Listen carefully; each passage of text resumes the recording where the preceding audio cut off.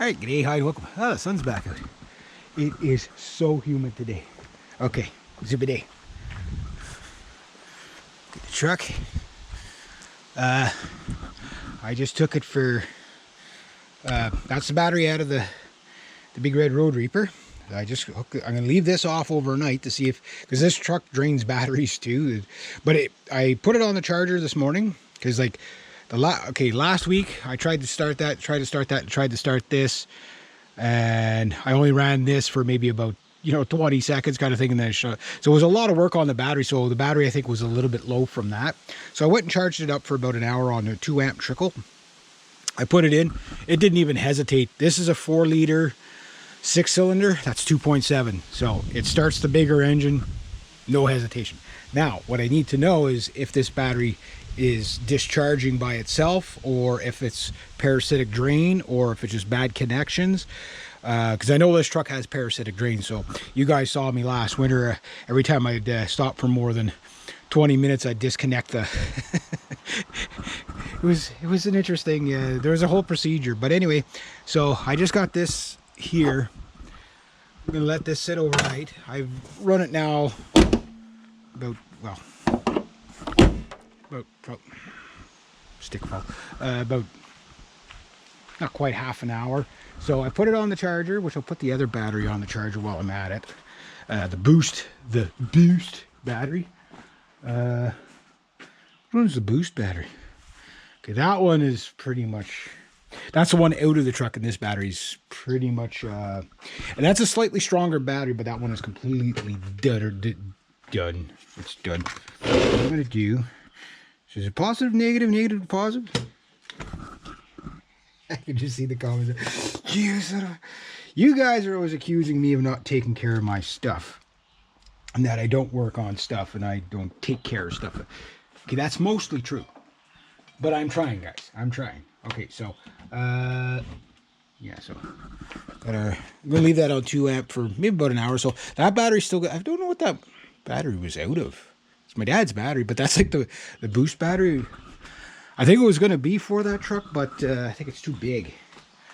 Or maybe it was out of this, and I know what the old battery from that truck and that battery, a set of booster cables, you can get it going.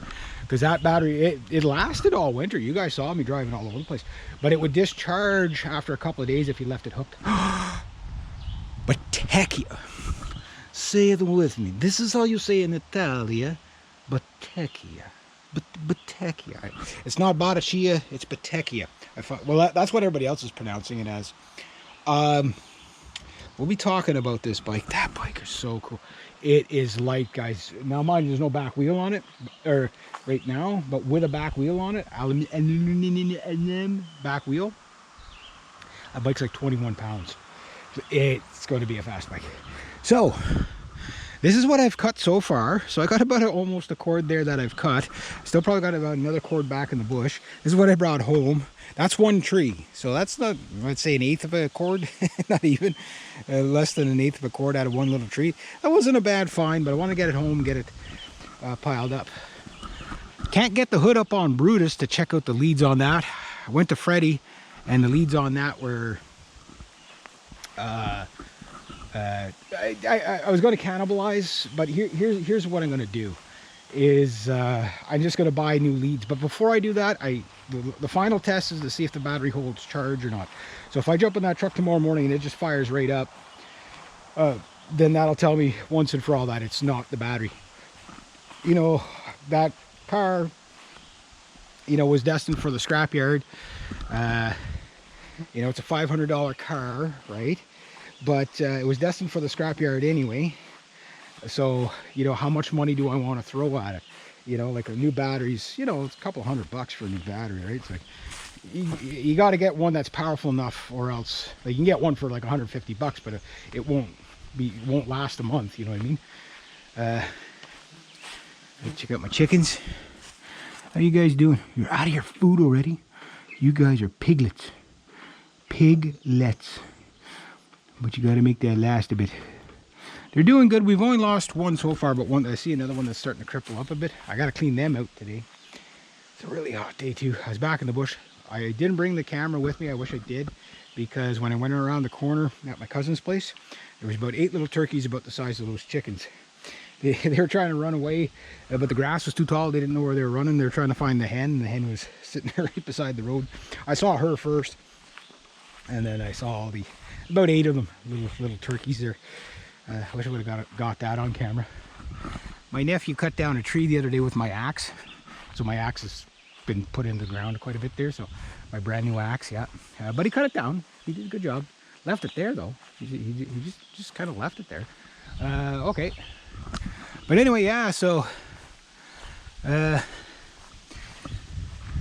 some wood done, got that. So for the next thing I got to do is get new lugs, a positive cable, make it up, a negative cable, make it up. But I want to see what the routing is for the positive cable on the Avenger there. So once I know what the routing is, from there I can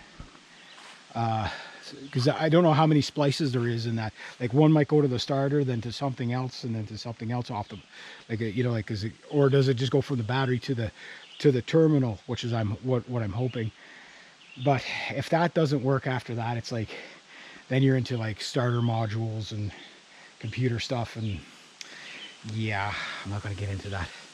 But anyway, that's where I'm at on the car. I'm trying, guys. I'm trying. So a few more tests and then see if I can get it all back together. So if I'm lucky, I get it back together by next week. Because I still got to go pick up stuff. Like, it's not like a store's right beside me that I can go get it. Like, I have to call around to see who has it locally. If not, it's a far, like it's an hour and a half drive, right? Remember, I live in the middle of nowhere, right? But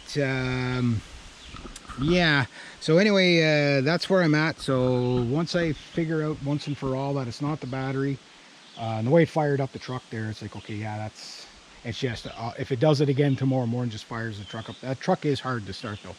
But because like last week I was trying to start the car, and I tried to start the truck, so by that time the battery's low and I didn't charge it up, right? So after pulling the battery out, so I took it for a half an hour drive, fired up right away again after I got back. I left it running that entire time. So what, you know, like you got to kind of drive. So the truck was more on idle than drive, because like it was just sitting there idling while I was loading up the wood. You know, why waste the trip, right? So it was about 15-20 minutes of just sitting there idling, and then came back, fired it up. So tomorrow if I go and it's the negative cable is off of it, so if I go and I get click, then that tells me my battery's not holding charge. Then we can say yes, it's the battery. But if it fires the truck back up, even if it's a little bit reluctant, because that truck seems like you let it sit for a day, and that first, it seems like it takes a lot to get it to roll over. But if it fires right up tomorrow, then I know my battery's good. And I'll test it all week like that. Just, you know, take the lead off it. So that truck has parasitic drain, that I know for sure. But I'm also starting to think maybe the car has parasitic drain.